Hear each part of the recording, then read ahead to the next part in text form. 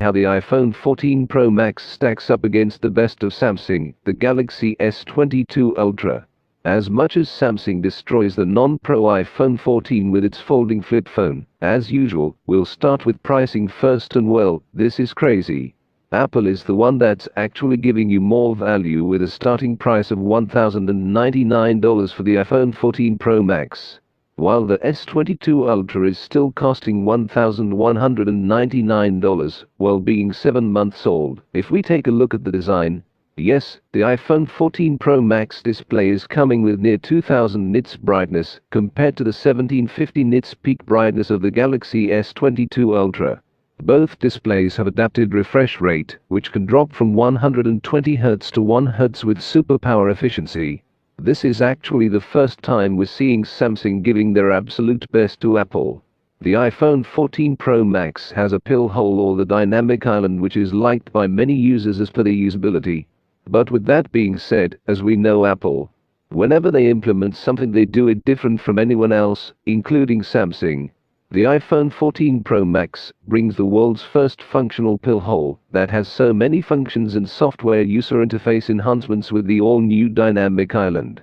This means that this pill hole can change into different shapes and sizes for things such as incoming phone calls, Face ID, authentication timers, turn-by-turn, navigation, and much more. And I actually find this super cool once again. It may not be the S22 Ultra aesthetics, but it's going to have a ton of function to it, and I'm already seeing a lot of people actually loving this implementation. Let me know what you think in the comments section below. And before we proceed, don't forget to subscribe.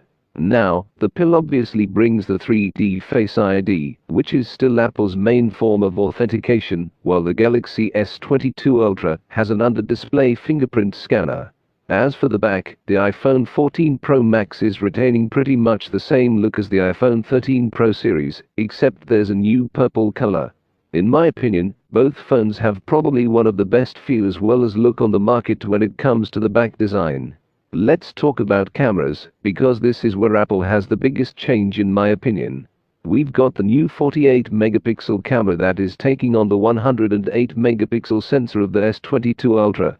According to Apple, this new sensor brings 2 times better low light performance compared to the iPhone 13 Pro Max, which already gives the S22 Ultra a tough challenge when it comes to the low light performance, especially in video. The main sensor on the S22 Ultra is pretty good, but it is actually the same sensor as we see on the S21 Ultra from last year, so it's not entirely a fair comparison. Still, when it comes to general photos, it's a pretty good reliable sensor.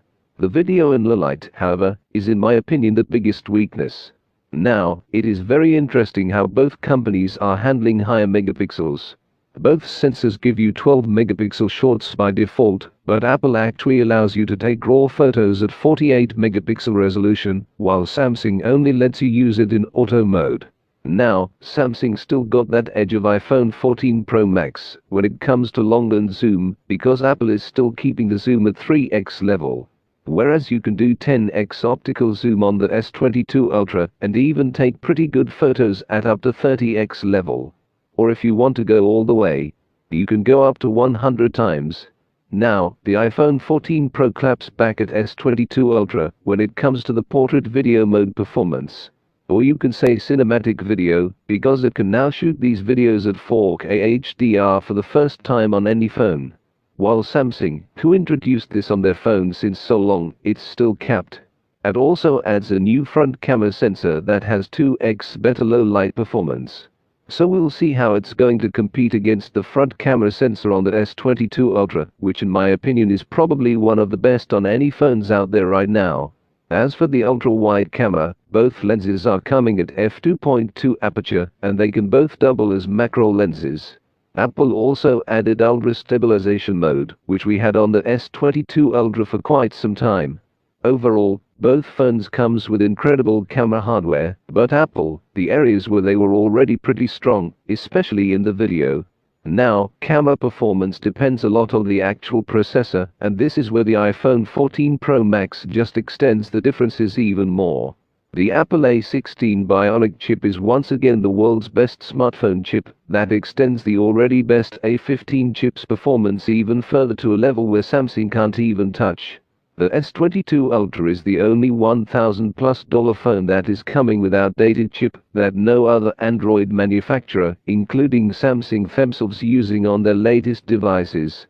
We're getting Exynos 2200 for UK and Europe and Snapdragon 8 Gen 1 for rest of the regions, which is now being replaced by the Snapdragon 8 Plus Gen 1 that we see on the folding devices and other Android phones. The A16 uses 30% less power compared to the Apple A15 chip from last year, while increasing 10 to 15% in overall CPU and GPU performance. Once again, this is the price you pay for being 7 months old in this tech game. Another area where the iPhone 14 Pro Max is going to surpass every single phone on the market is the battery performance. The S22 Ultra gets beaten by the iPhone 13 Pro Max pretty easily, so the 14 Pro Max is only going to extend that lead even further as it adds nearly 1 to 2 hours of extra usage with even more efficient chip display and a bigger battery. Now software-wise, we have Android 13 on the S22 Ultra and iOS 16 on the iPhone 14 Pro Max. As Apple adds unique customization of locks